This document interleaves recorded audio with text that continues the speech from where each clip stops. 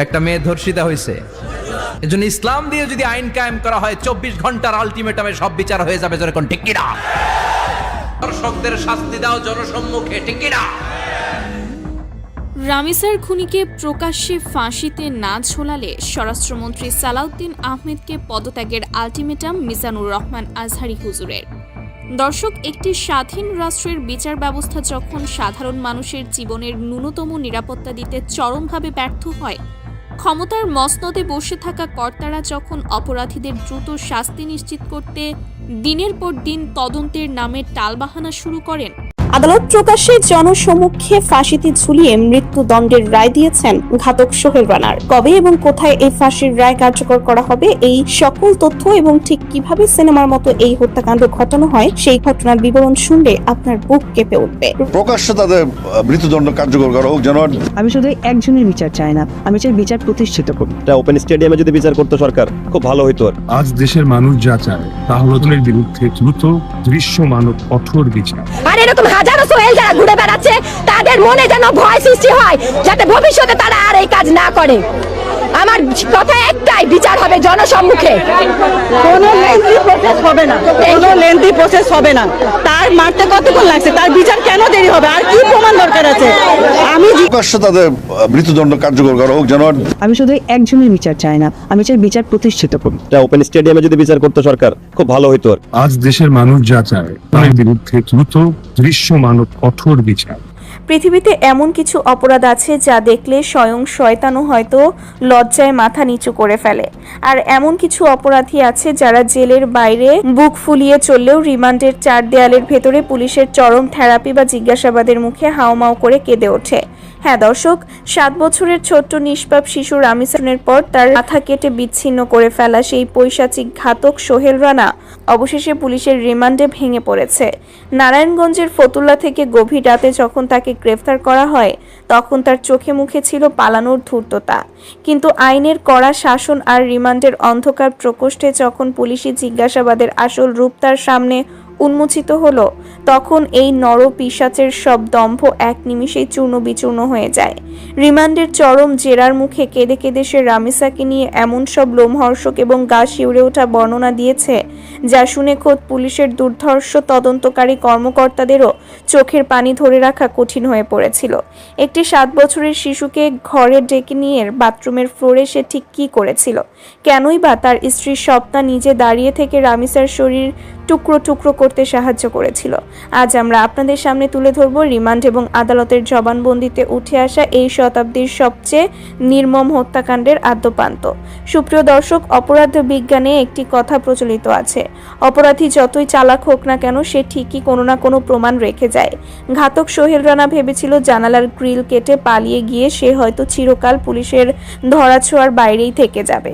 কিন্তু পুলিশ এবং গোয়েন্দা বিভাগের চৌকস টিম মঙ্গলবার গভীর রাতে ফতুল্লা এলাকার একটি গোপন আস্তানা থেকে এই নরপিশাচকে ছো মেরে তুলে নিয়ে আসে। রিমান্ডে অঝরে কাঁদতে কাঁদতে সোহেল জানায়, ঘটনার দিন সে চরম মাত্রায় ইয়াবায় আসক্ত ছিল। ইয়াবা এমন একটি ভয়াবহ মাদক যা মানুষ মস্তিষ্ক থেকে ভালো মন্দ, মায়া, মমতা বা বিবেকের শেষ বিন্দুটিকেও চিরতরে মুছে ফেলে। সোহেল জানায় সে তার ফ্ল্যাটের দরজা খুলে রেখেছিল। ঠিক সেই সময় 2য় শ্রেণীর শিক্ষার্থী 7 বছরের ফুটফুট রামিসা ওই খোলা দরজার সামনে গিয়ে যাচ্ছিল। রামিসার কাছে তারা ছিল পাশের বাসার অত্যন্ত পরিচিত আঙ্কেল আন্টি, কিন্তু ইয়াবার সেই ঘোর এবং শারীরিক উত্তেজনার কারণে এই ছোট্ট শিশুটিকে দেখে ঘাতকের ভেতরে এক বিকৃত এবং জানোয়ারের মতো যৌন ক্ষুধা জেগে ওঠে। সে রামিসাকে আদর করার ছল করে চকলেটের লোভ দেখিয়ে নিজের ফ্ল্যাটের ভেতরে ডেকে নেয়। রামিসা তো জানতো না এই দরজা পার হওয়া মানেই হলো সাক্ষাৎ মৃত্যুপুরীতে প্রবেশ করা। ঘরের ভেতরে নেওয়ার পরপরই সোহেল রামিসার মুখ চেপে ধরে এবং সোজা বাথরুমে নিয়ে গিয়ে এই অবুঝ শিশুর ওপর তার সমস্ত পাশবিক নির্যাতন চালায়। শিশু রামিসা ব্যথায় চিৎকার করতে চেয়েছিল, কিন্তু ঘাতকের শক্ত হাতের চাপে তার সেই কান্না বাথরুমের 4 দেয়ালের ভেতরেই গুমড়ে মুচড়ে। রিমান্ডে পুলিশ যখন সোহেলকে প্রশ্ন করে, তুই তো তোর পাশবিক কাজ করেইছিলি, কিন্তু মেয়েটাকে কেন মারলি? তখন সোহেলের উত্তর শুনে পুলিশ কর্মকর্তারাও শিউরে ওঠেন। সোহেল জানায়, পাশবিক নির্যাতনের পর ছোট্ট রামিসা ব্যথায় কুকড়ে ফ্লোরে পড়েছিল। তখন সে কাঁদতে কাঁদতে সোহেলকে বলে, আঙ্কেল তুমি আমার সাথে যে খারাপ কাজ করেছো আমি সব গিয়ে আমার আব্বু আম্মুকে বলে দেব। এই একটি মাত্র কথা, হ্যাঁ দর্শক, এই একটি মাত্র কথা শোনার পরই ঘাতক সোহেল রানার মনের ভেতরে লুকিয়ে থাকা সত্যিকারের শয়তানটি জেগে ওঠে। তার মনে ভয় ঢুকে যায় যে রামিসা যদি বেঁচে থাকে এবং তার বাবা মাকে এই ঘটনা জানিয়ে দেয় তবে তো এলাকাবাসী তাকে পিটিয়ে মেরে ফেলবে। এই ঘটনা ফাঁস হওয়ার চরম আতঙ্কে সোহেল সিদ্ধান্ত নেয় যে রামিসাকে আর দুনিয়াতে রাখা যাবে না। সে বাথরুমের ফ্লোরে ওই 7 বছরের ছোট্ট শিশুটির গলার উপর তার 2 হাতের সর্বশক্তি দিয়ে চেপে ধরে। শিশুটি 2 হাত পা ছুঁড়ে বাঁচার শেষ আকুতি জানিয়েছিল, কিন্তু ইয়াবাসক্ত এই পূর্ণবয়স্ক দানবের শক্তির কাছে সেই শিশুটি আর কতক্ষণ টিকবে। শ্বাসরোধ করে তাকে নির্মম করা হয়।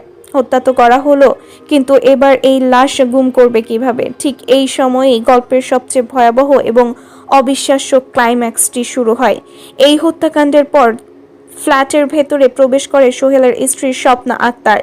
একজন নারী হয়ে একজন মা হতে চলার সত্তা নিয়ে স্বপ্না যখন বাথরুমে একটি 7 বছরের শিশুর নিথর দেহ দেখতে পায় তখন তার তো উচিত ছিল চিৎকার করে সবাইকে ডাকা, কিন্তু না, স্বপ্না তার স্বামীকে বাঁচানোর জন্য একটি নারকীয় মাস্টার প্ল্যান তৈরি করে। জবানবন্দিতে উঠে আসে সেই বিভীষিকাময় মুহূর্তের কথা। লাশ যাতে কেউ চিনতে না পারে এবং সহজে গুম করা যায় সেই উদ্দেশ্যে তারা ঘর থেকে একটি ধারালো চাকু নিয়ে আসে। এরপর স্বামী স্ত্রী দুজনে মিলে রামিসার নিথর দেহের ওপর যে পৈশাচিকতা চালিয়েছে তা বাংলার অপরাধের ইতিহাসে বিরল। শুধু তাই নয়, প্রমাণ নষ্ট করার জন্য শিশুঙ্গ বিভৎসভাবে ক্ষতবিক্ষত করা হয় এবং তার 2টি হাত কাঁধের কাছ থেকে আংশিকভাবে বিচ্ছিন্ন করে দেওয়া হয়। এরপর তারা রামিসার সেই খণ্ডিত দেহটি বাথরুম থেকে টেনে এনে তাদের শয়নকক্ষের খাটের নিচে লুকিয়ে রাখে। আর ঠিক সেই সময়ই ঘটে আরেক হৃদয় বিদারক ঘটনা। রামিসাকে খুঁজে না পেয়ে তার মা হন্যে হয়ে প্রতিটি ফ্ল্যাটে খুঁজছিলেন। এক পর্যায়ে তিনি সোহেলের ফ্ল্যাটের দরজায় এসে জোরে জোরে নক করতে থাকেন। ঘাতক সোহেল তখন ঘরের ভেতরে আটকা পড়া ইঁদুরের মতো কাঁপছিল। তখন এই ডাইনি স্ত্রী স্বপ্না দীর্ঘক্ষণ দরজা বন্ধ করে রাখে এবং বাইরে থেকে রামিসার মায়ের প্রশ্নের কোনো উত্তর না দিয়ে কালক্ষেপণ করতে থাকে।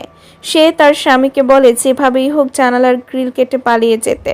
সোহেল পালিয়ে যাওয়ার পর কেবল তখনই স্বপ্না অত্যন্ত স্বাভাবিক মানুষের মতো দরজা খুলে দেয়, যেন সে কিছুই জানে না। কিন্তু পাপ কখনো চাপা থাকে না, প্রকৃতির বিচার সবচেয়ে নিখুঁত। খাটের নিচ থেকে যখন রামিসার সেই খণ্ডিত লাশ উদ্ধার করা হয় তখন এলাকাবাসী যখন এই বিভৎস দৃশ্য দেখে তখন পুরো এলাকায় শোক এবং ক্ষোভের এক দাবা নল ছড়িয়ে পড়ে।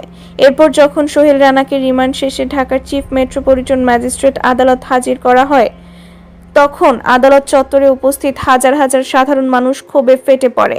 তারা পুলিশের ভ্যান লক্ষ্য করে ইট পাটকেল ছোড়ার চেষ্টা করে এবং প্রকাশ্য রাস্তায় এদের ফাঁসি দেওয়ার দাবি জানায়।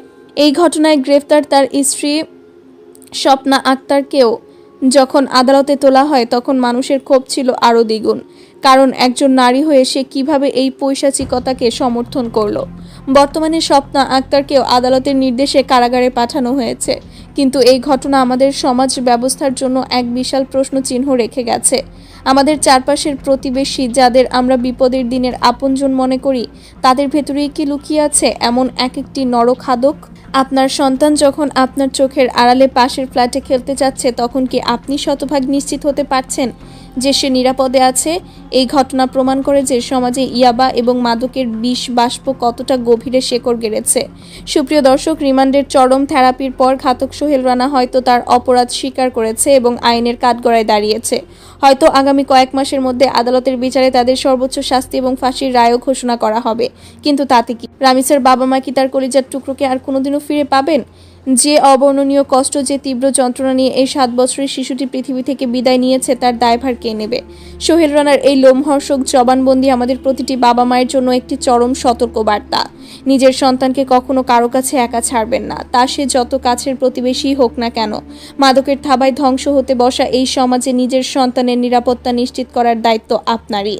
দর্শক, রামিসা হত্যাকাণ্ডের এই রোমহর্ষক জবানবন্দি এবং ঘাতক স্বামী স্ত্রীর এই চরম পৈশাচিকতাকে আপনি কিভাবে দেখছেন?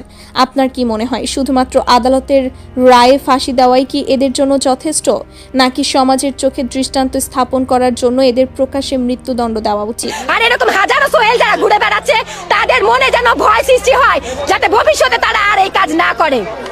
আমার কথা একটাই, বিচার হবে জনসম্মুখে। কোনো লেন্থি প্রসেস হবে না, কোনো লেন্থি প্রসেস হবে না। তার মারতে কতক্ষণ লাগছে, তার বিচার কেন দেরি হবে, আর কি প্রমাণ দরকার আছে? আমি জিজ্ঞেস করি আর কি প্রমাণ দরকার আছে? সব তো আপনাদের হাতে আছে, এখন যত দেরি করবেন সেটা আপনাদের দোষ। কোনো বিচার পাইনি, সবসময় পেন্ডিং, এই জন্য তো এগুলো করার সাহস মানুষ পাচ্ছে। পেন্ডিং থাকবে কেন? সব নোটিশে বিচার হবে, জনসম্মুখে বিচার হবে। জনসম্মুখে যখন বিচার হবে তখন এরকম হাজার সোহেলের অন্তরে ভয়টা আসবে।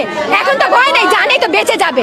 ওদেরকে দেওয়া হয় কি আজীবন থেকে পার পাওয়া যায়, কিন্তু এরকম নিকৃষ্ট কাজে শাস্তি হবে জনসম্মুখে শাস্তির ব্যবস্থা করতে হবে।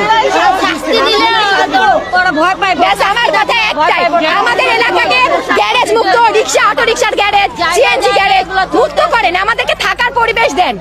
আমরা কিভাবে থাকবো? সকাল হলে গালির sound CNG garage, auto rickshaw garage থেকে এগুলো থাকবে, মাদকটা বাড়বে। আর মাদক যেখান থেকে আসছে উপর মহল থেকে বন্ধ করতে হবে। শুধু এসে